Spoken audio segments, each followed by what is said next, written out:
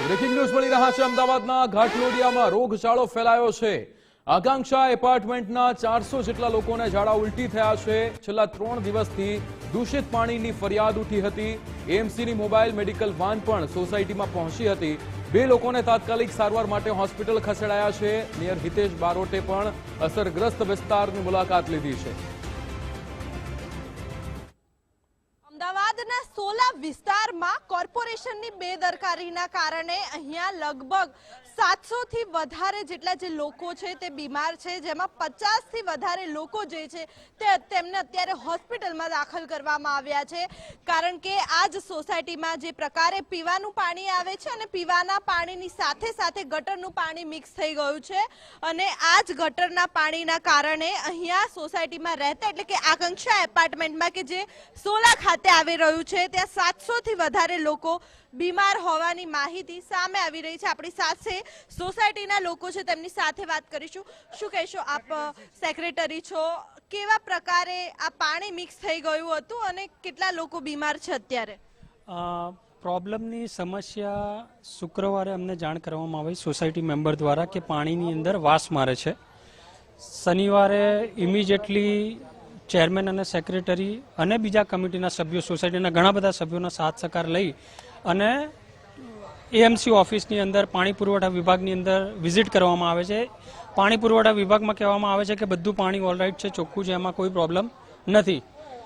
જ્યારે અમે સોસાયટી તરફ પાછા વળી રહ્યા છીએ એ દરમિયાન અમે આજુબાજુના એરિયામાં તપાસ કરીએ છીએ કોઈ જગ્યાએ ભંગાણ પડેલું છે કે નથી પડેલું। ત્યાં આગળ એક જગ્યાએ અમને ખાડો દેખાય છે અને એ ખાડાની અંદર અમે જોઈએ છીએ કે ત્યાં આગળ નર્મદા અને ગટરનું પાણી મિક્સ થયેલું છે।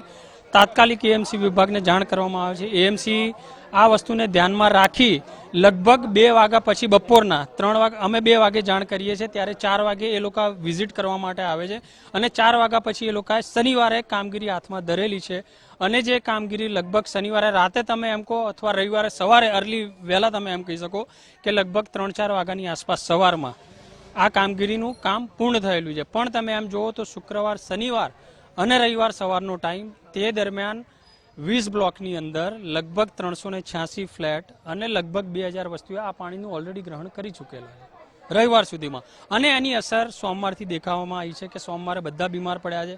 હું પોતે જ્યારે બીમાર હતો ગઈકાલે, જ્યારે હું ડૉક્ટરને મળું છું અજય શાહને, ત્યારે એમણે મને કીધું છે કે આકાંક્ષાની અંદર તમારે ખાસ ધ્યાન રાખવાની જરૂર છે।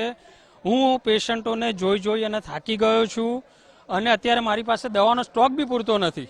એ વસ્તુની જાણ કરવામાં ડૉક્ટર કે તમે લોકો ખાસ ધ્યાન રાખજો, નાના બાળકોનું ખાસ અને જે વડીલ વૃદ્ધો છે એમનું ખાસ ધ્યાન રાખવાનું છે।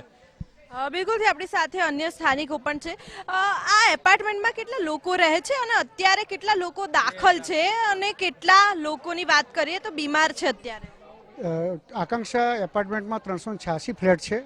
એવરેજલી 2500 થી 3000ની વસ્તી ધરાવે છે આકાંક્ષા એપાર્ટમેન્ટ અને એમાં અત્યારે લગભગ 700 લોકો બીમાર છે અને એમાંથી લગભગ 50 થી 60 તો અત્યારે હાલ હોસ્પિટલાઇઝ છે। બરાબર? બિલકુલથી આપણી સાથે અને અન્ય પણ છે। આપ શું કહેશો, ક્યાંક ને ક્યાંક જે વૃદ્ધો હોય, બાળકો હોય, તે લોકોને પણ સમસ્યા થઈ રહી છે? આ મ્યુનિસિપાલિટીની ઘોર બેદરકારી છે। જ્યારે એમને જ કોઈ ખ્યાલ નથી કે આ ગટરનું પાણી મિક્સ થઈ ગયું છે અને 2 દિવસ સુધી ગટરના પાણી પીવા માટે લોકો મજબૂર બન્યા અને જ્યારે સોસાયટીને જાણ થઈ કે કંઈક પાણીમાં પ્રોબ્લેમ છે, એના પછી અમારા સભ્યોને, સેક્રેટરીને એ લોકો સક્રિય થઈને શોધવા નીકળ્યા, ત્યારે મ્યુનિસિપાલિટીને જાણ થઈ કે આવો પ્રોબ્લેમ છે અને આ જગ્યાએ શોધીને આપ્યું કે અહીંયા પ્રોબ્લેમ છે, ત્યારે મ્યુનિસિપાલિટી સક્રિય થઈ અને એનું કર્યું। ત્યાં સુધી તો લોકોએ પીવાના પાણીમાં ગંદા પાણી પીધા અને બીમારી એનાથી ચાલુ થઈ ગઈ।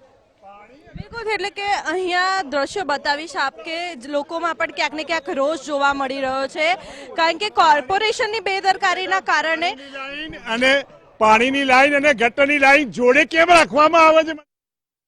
રીમા દોશી લાઈવ જોડાઈ ગયા છે અહીંયા। રીમા, ઘાટલોડિયામાં એક સાથે 400 લોકો કે જેમને ઝાડા ઉલટી થયા છે। અહીંયા લોકો અનેક આક્ષેપો કરી રહ્યા છે, પણ આ રોગ ફેલાયો છે તેની પાછળનું કારણ શું બતાવવામાં આવી રહ્યું છે?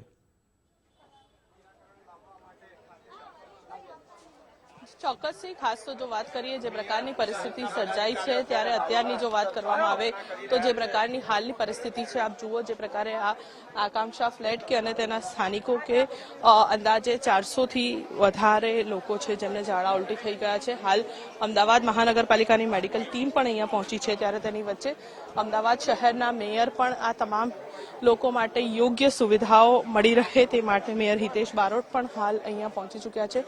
લોકોની રજૂઆતો છે તેને પણ તેઓ સાંભળતા જોવા મળી રહ્યા છે. સાથે સ્થાનિક કાઉન્સિલરો પણ અહીંયા પહોંચી ચૂક્યા છે અને તેની વચ્ચે જો વાત કરીએ તો જે મેડિકલ ટીમ છે તેના ઓફિસર અમદાવાદ મનપાની આખી આ ટીમ અહીંયા પહોંચી ચૂકી છે. તમામે તમામ વ્યવસ્થાઓ છે તે જોવામાં આવી રહી છે. તો બીજી તરફ જો વાત કરીએ તો હાલ જે પ્રકારે અંદરના જે દ્રશ્યો હોય તેની વાત કરીશું તો બીજી તરફ જે તમામ લોકો અહીંયા આવ્યા છે તે તમામની હાલ સારવાર છે તે આ ફ્લેટ જે સોસાયટી આવેલી છે તેની ઓફિસની અંદર ચાલી રહી છે. મેડિકલ ટીમ પણ હાલ અહીંયા પહોંચી ચૂકી છે.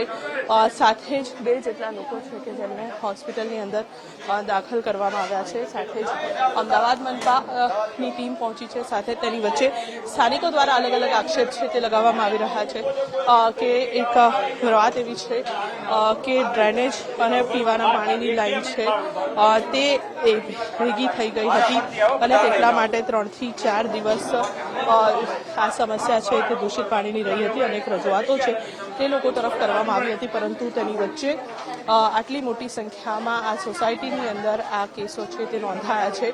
સાથે જ જો વાત કરીએ તો આસપાસની અન્ય સોસાયટી છે ત્યાં પણ આ જ પ્રકારની પરિસ્થિતિ છે તે હાલ જોવા મળી રહી છે. સાથે જો વાત કરવામાં આવે તો હાલ આ તમામ જગ્યાઓ ઉપર મેડિકલની ટીમ પહોંચી છે. તમામ લોકોને યોગ્ય સુવિધાઓની વાત છે તે કરવામાં આવી રહી છે. તેની વચ્ચે અમદાવાદના મેયર પણ હાલ અહીંયા પહોંચી ચૂક્યા છે કે જેથી લોકોને કોઈ અગવડતા ન પડે. તમામ લોકોની જે રજૂઆતો છે તેને પણ તેમના દ્વારા હાલ અહીંયા સાંભળવામાં આવી રહી છે. એટલે ખૂબ અગત્યનું કહી શકાય કે જે પ્રકારની પરિસ્થિતિ છે તે અહીંયા સર્જાઈ અને તેની વચ્ચે હાલ આ તમામ લોકોને અહીંયા મેડિકલ ટ્રીટમેન્ટ છે તે પૂરી પાડવામાં આવી રહી છે. જી બિલકુલ રીમા, સમગ્ર માહિતી સાથે જોડાવા બદલ આપનો આભાર. તો અહીંયા એક સાથે 400 જેટલા લોકોને ઝાડા ઉલટીના અહીંયા કેસ સામે આવ્યા છે. છેલ્લા 3 દિવસથી દૂષિત પાણીની ફરિયાદ ઉઠી હતી. એએમસીની મોબાઈલ મેડિકલ વાન પણ સોસાયટીમાં પહોંચી હતી.